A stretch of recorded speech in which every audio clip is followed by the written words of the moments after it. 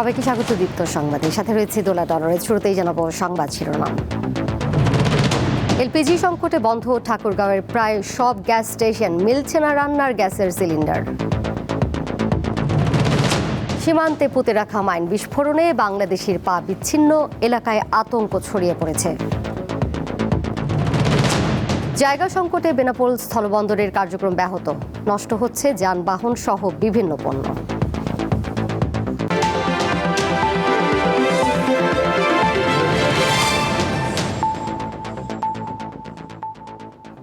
LPG সংকটে বন্ধ হয়ে গেছে ঠাকুরগাঁওয়ের প্রায় সব গ্যাস স্টেশন।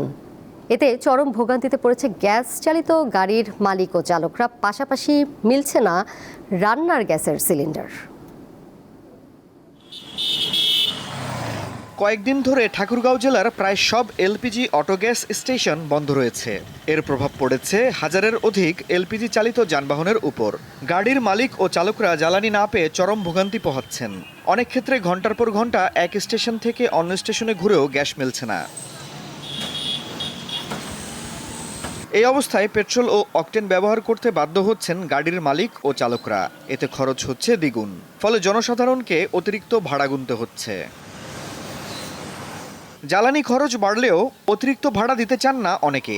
এতে করে জেলার এলপিজি চালিত পরিবহন খাত স্থবির হয়ে পড়েছে বলে জানিয়েছে ঠাকুরগাঁওয়ের পরিবহন মালিক ও ড্রাইভাররা। আমরা যারা রেন্টে কারে গাড়ি চালাই তারা কিন্তু ভাড়া মারতে পারতেছি না। যে ভাড়া নিতাম 2000, সেই ভাড়া এখন নিতে হচ্ছে 3000। গ্যাস নাই, না থাকার কারণে তেলে আবার চালাতে হচ্ছে।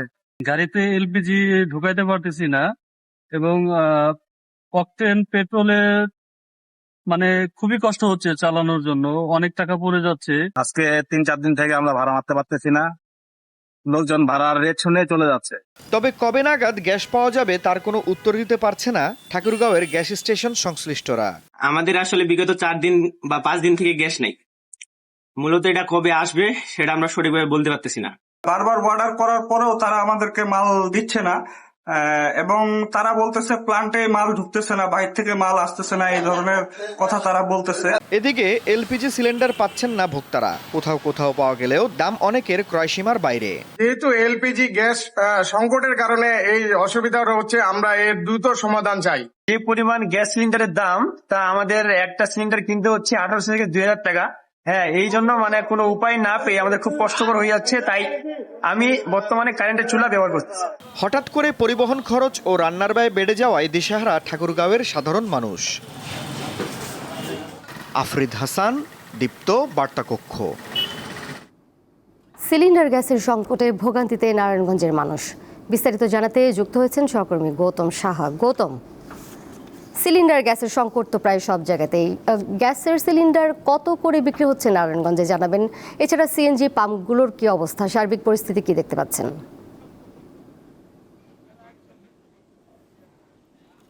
কোনোভাবেই কাটছে না গ্যাস সিলিন্ডার সংকট, মিলছে না অধিক মূল্যেও সেই কাঙ্ক্ষিত গ্যাস সিলিন্ডার, যার কারণে ভোগান্তিতে পড়েছেন নগরবাসী।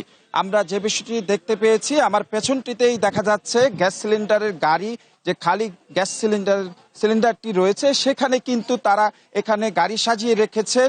বারবার একজন খুচরা ব্যবসায়ী ডিলারদের ফোন দিচ্ছেন যে এই কাঙ্ক্ষিত গ্যাস সিলিন্ডারটি পাওয়ার আশায়, এবং খুচরা ব্যবসায়ীদের দোকান জুড়ে কিন্তু গ্রাহকরা এখানে ভিড় জমাচ্ছেন।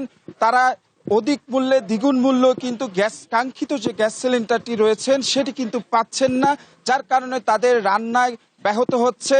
অনেকেই বিকল্প উপায়ে বৈদ্যুতিক চুলা ব্যবহার করছেন, কিনছেন। এবং আমরা যে বিষয়টি দেখেছি, নারায়ণগঞ্জের যে বৈদ্যুতিক চুলার দোকানগুলো রয়েছে সেখানে কিন্তু অনেকে ইলেকট্রিক চুলা এবং রাইস কুকারও কিন্তু তারা কিনছেন। যারা নিম্ন আয়ের মানুষ রয়েছেন তারা কিন্তু যে মাটির চুলা রয়েছে সেটি কিন্তু বেছে নিচ্ছেন, অনেকে আবার বাইরে থেকে খাবার কিনে আনছেন। তবে হোটেলগুলিও কিন্তু পড়েছেন বিপাকে। গ্যাস সিলিন্ডার অধিক মূল্যে পাওয়া যাচ্ছে দুই একটি, তাও আবার কোথাও কোথাও পাওয়া যাচ্ছে না। আমরা যে বিষয়টি দেখেছি, নারায়ণগঞ্জের বেশিরভাগ সামাজিক যোগাযোগ মাধ্যমে গ্যাস সিলিন্ডারের সন্ধান চেয়ে অনেকে কিন্তু ফেসবুকে পোস্ট করেছেন, যে বিষয়টি আমরা দেখেছি। আমরা কথা বলেছিলাম খুচরা ব্যবসায়ীদের সাথে, তারা যে বিষয়টি দোষারোপ করছেন ডিলারদের কাছে, এবং ডিলার কিন্তু দোষারোপ করছেন কোম্পানিকে।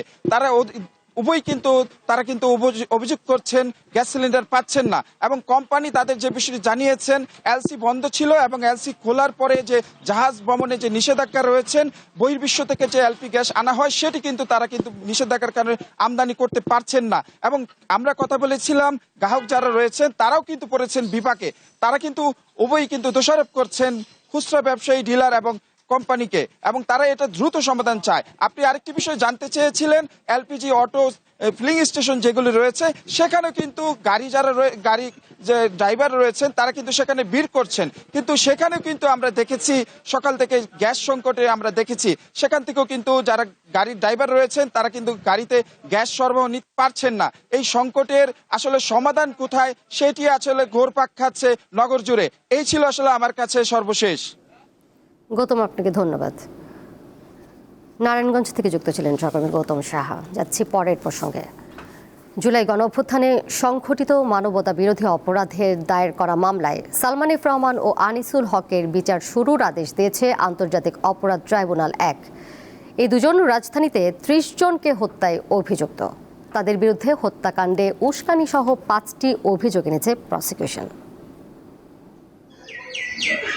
সোমবার সকালে ক্ষমতাচ্যুত প্রধানমন্ত্রী শেখ হাসিনার উপদেষ্টা সালমান এফ রহমান ও সাবেক আইনমন্ত্রী আনিসুল হককে প্রিজন ভ্যানে কারাগার থেকে আন্তর্জাতিক অপরাধ ট্রাইব্যুনালে হাজির করা হয়।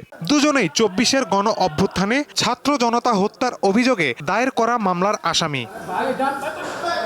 ট্রাইব্যুনালের প্রসিকিউশন তাদের বিরুদ্ধে 5টি অভিযোগ উত্থাপন করে। এর মধ্যে রয়েছে কারফিউ জারির মাধ্যমে মারণাস্ত্র ব্যবহারে উস্কানি, প্ররোচনা ও ষড়যন্ত্র।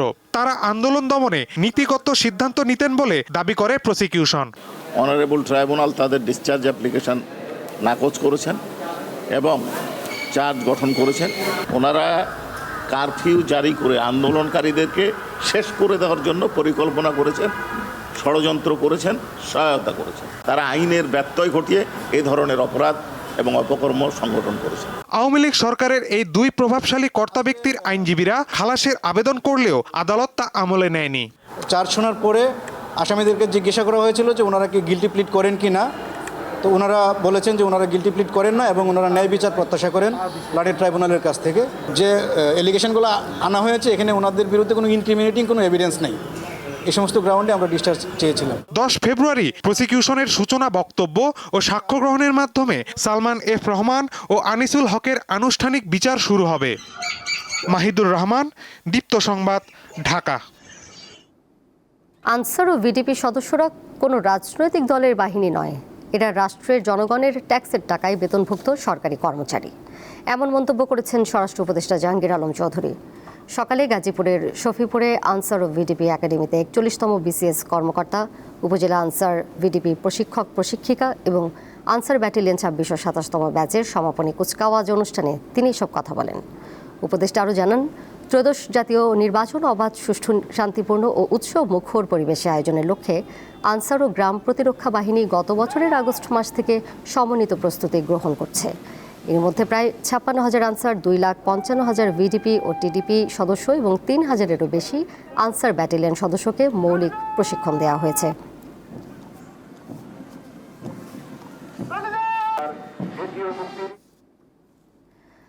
আসন্ন টি-20 বিশ্বকাপ খেলতে ভারতে দল না পাঠানোর বিষয়ে বিসিবির সিদ্ধান্তের সঙ্গে একমত পোষণ করেছেন বিএনপি মহাসচিব মির্জা ফখরুল ইসলাম আলমগীর। সকালে ঠাকুরগাঁওয়ের নিজ বাসভবনে সাংবাদিকদের সঙ্গে আলাপকালে তিনি বলেন, বাংলাদেশের একজন ক্রিকেটারকে ভারত অসম্মান করেছে, সেজন্য তিনি বিসিবির পদক্ষেপের সমর্থন জানান। মির্জা ফখরুল আরও বলেন, বিগত সরকার তিস্তার পানির হিস্সা আদায় করতে পারেনি। যদি বিএনপি সরকারে যায় তবে তিস্তা ও পদ্মাসহ অভিন্ন যত নদী আছে সবগুলোর ব্যাপারেই ন্যায্য হিস্সা আদায়ের চেষ্টা করা হবে। এই ক্রিকেটের ব্যাপারে আন্তর্জাতিক রাজনৈতিক প্রশ্ন জড়িত আছে, আমাদের দেশের সম্মান জড়িত আছে। নিঃসন্দেহে আমাদের একজন ক্রিকেটারকে অপমান করা হয়েছে, আমরা মনে করি এটা আমাদের দেশকে অপমান করা।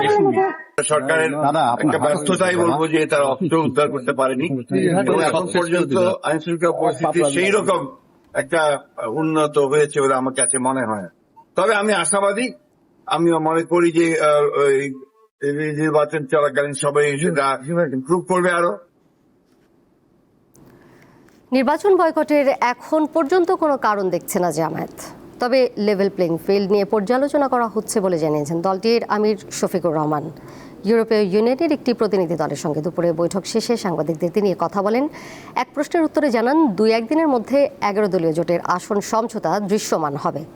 ক্ষমতায় গেলে বিশ্বের সব শান্তিকামী ও গণতন্ত্রকামী রাষ্ট্রের সঙ্গে জামায়াতের সুসম্পর্ক থাকবে বলেও উল্লেখ করেন তিনি।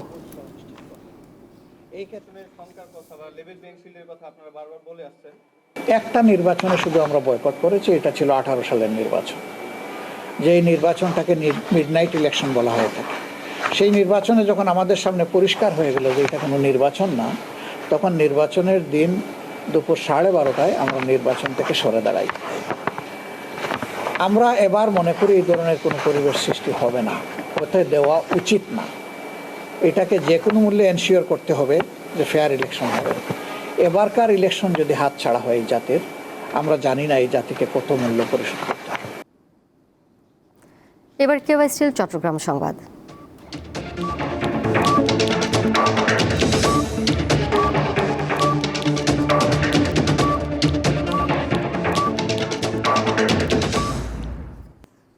কক্সবাজারের টেকনাফ উপজেলার ওয়াইকং অঞ্চিপ্রাং সীমান্তের শাহজাহানের দ্বীপ এলাকায় মাইন বিস্ফোরণে হানিফ নামের এক জেলের একটি পা বিচ্ছিন্ন হয়ে গেছে।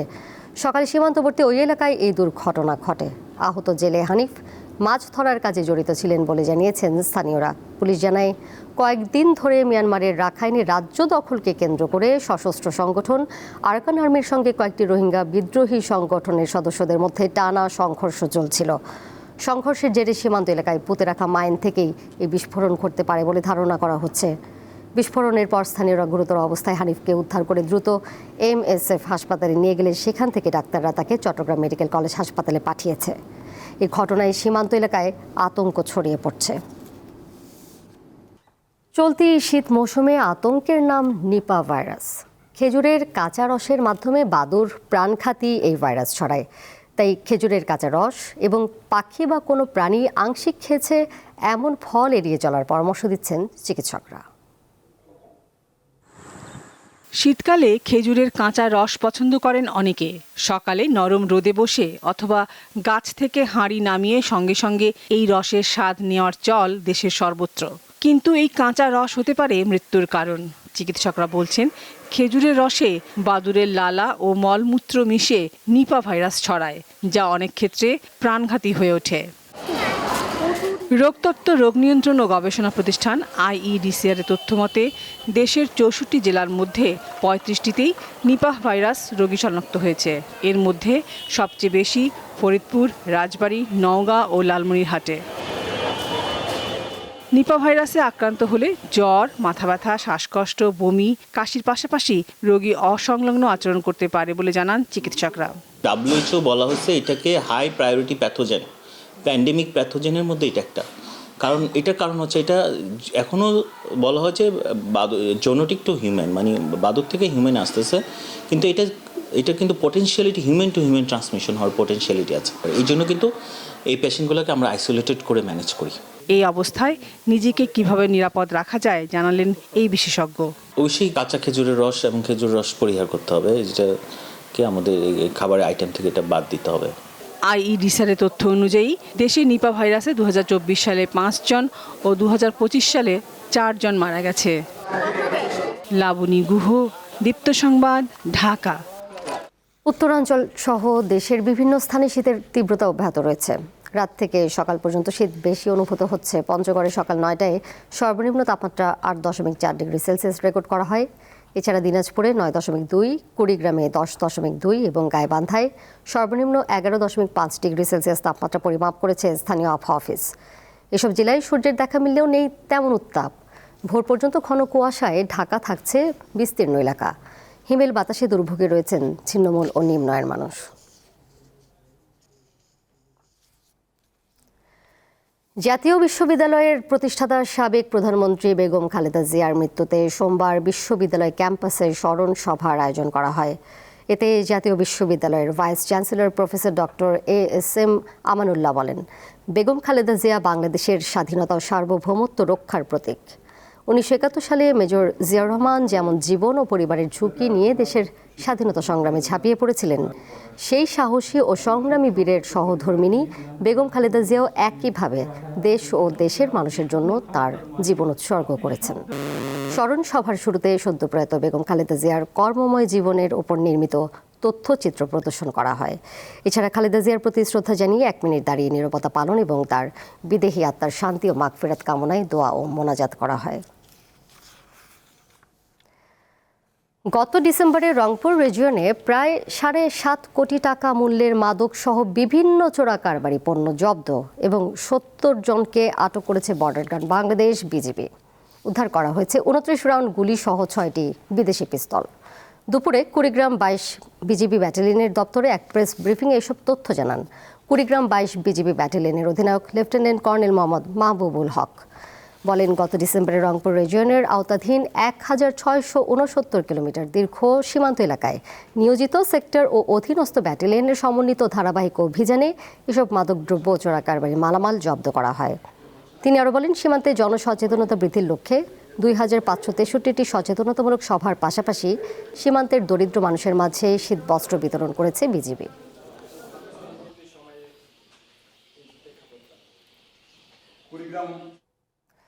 জায়গা সংকটের কারণে বেনাপোল স্থলবন্দরে আমদানি রপ্তানি কার্যক্রম ব্যাহত হচ্ছে। দীর্ঘদিন পড়ে থাকায় নষ্ট হচ্ছে যানবাহন সহ বিভিন্ন পণ্য। এই অবস্থায় দ্রুত বন্দরের জায়গা সম্প্রসারণের দাবি ব্যবসায়ীদের। যশোরের বেনাপোল স্থলবন্দর দিয়ে প্রচুর পণ্য আমদানি হয়। দেশের সবচেয়ে বড় এই স্থলবন্দরে আমদানি রপ্তানি কার্যক্রম দিন দিন বাড়লেও সেই অনুপাতে বন্দরের জায়গা বাড়েনি। ফলে পণ্য খালাসে বিলম্ব হচ্ছে। ভোগান্তিতে পড়ছেন আমদানি রপ্তানিকারক ও বন্দর ব্যবহারকারীরা।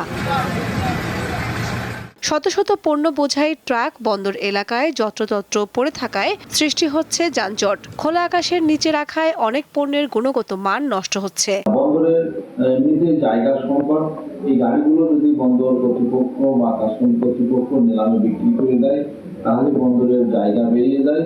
এই জায়গায় অন্যান্য মালামাল লোডিং আনলোডিং বা রাখা সম্ভব হয়। বেনাপোল বন্দরের জায়গা সংকট নিরসনে দ্রুত পদক্ষেপ না নিলে আমদানি বাণিজ্যে বড় ধরনের নেতিবাচক প্রভাব পড়বে বলে মনে করেন ব্যবসায়ীরা। ইন্ডিয়া থেকে যখন পণ্য বাংলাদেশে আসছে তখন সেই পণ্য ঠিকমতো আনলোড করা যাচ্ছে না এবং যানজট সৃষ্টি হচ্ছে। আজকে যদি এই গাড়িগুলো নিলামে বিক্রি করে দেওয়া হয় কিংবা এখান থেকে অন্য কোথাও অপসারণ করা হয়, সেই ক্ষেত্রে সরকারের উচিত, বন্দর কর্তৃপক্ষের উচিত যে কোনো উপায় এই জায়গাগুলো বিপুল সংখ্যক জায়গা খালি করে দিয়ে সেখানে নতুন নতুন পণ্য যাতে ভারত থেকে যেগুলো আসে সেগুলো যাতে ওখানে সংরক্ষণ করা যায় সেটি ব্যবস্থা করা। দীর্ঘদিন বন্দরের গুদাম ও খোলা মাঠে পড়ে থাকা গাড়ি ও পণ্য নিলাম অথবা অপসারণে পদক্ষেপের কথা জানান এই কর্মকর্তা। বেনাপোল বন্দরে আমদানিকৃত কিছু গাড়ি বেশ অনেকদিন ধরে বন্দরে পড়ে আছে, এগুলো ডেলিভারি হয় নাই। তো এগুলোর ব্যাপারে আমরা কাস্টমসকে একাধিকবার পত্র দিয়েছি যাতে এগুলো নিলামে বিক্রয়ের মাধ্যমে বন্দর থেকে অপসারণ করা হয় এবং কাস্টমস কর্তৃপক্ষ ইতিমধ্যে এটা নিয়ে তাদের কার্যক্রম শুরু করেছে। তিনি বলেন, ইয়ার্ড নির্মাণের কাজ শুরু হলে বেনাপোল স্থলবন্দরে জায়গা সংকট অনেকটাই কেটে যাবে। কামরুন নাহার, দীপ্ত, বার্তা কক্ষ। এবার আন্তর্জাতিক প্রসঙ্গ।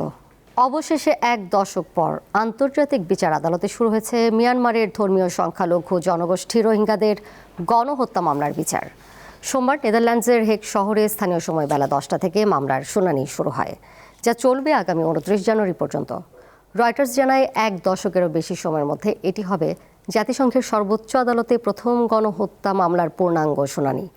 2017 সালে মিয়ানমারের সেনাবাহিনীর গণহত্যা ও সামরিক অভিযানের মুখে 10 লাখেরও বেশি রোহিঙ্গা পালিয়ে বাংলাদেশে আশ্রয় নেয়।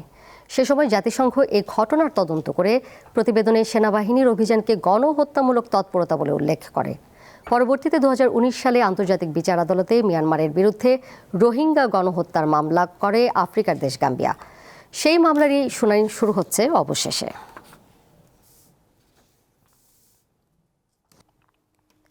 এর সাথে শেষ করব দীপ্ত সংবাদ। যাবার আগে শিরোনামগুলো জানিয়ে দেব আরও একবার। এলপিজি সংকটে বন্ধ ঠাকুরগাঁওয়ের প্রায় সব গ্যাস স্টেশন, মিলছে না রান্নার গ্যাসের সিলিন্ডার। সীমান্তে পুঁতে রাখা মাইন বিস্ফোরণে বাংলাদেশের পা বিচ্ছিন্ন, এলাকায় আতঙ্ক ছড়িয়ে পড়েছে। জায়গা সংকটে বেনাপোল স্থলবন্দরের কার্যক্রম ব্যাহত, নষ্ট হচ্ছে যানবাহন সহ বিভিন্ন পণ্য।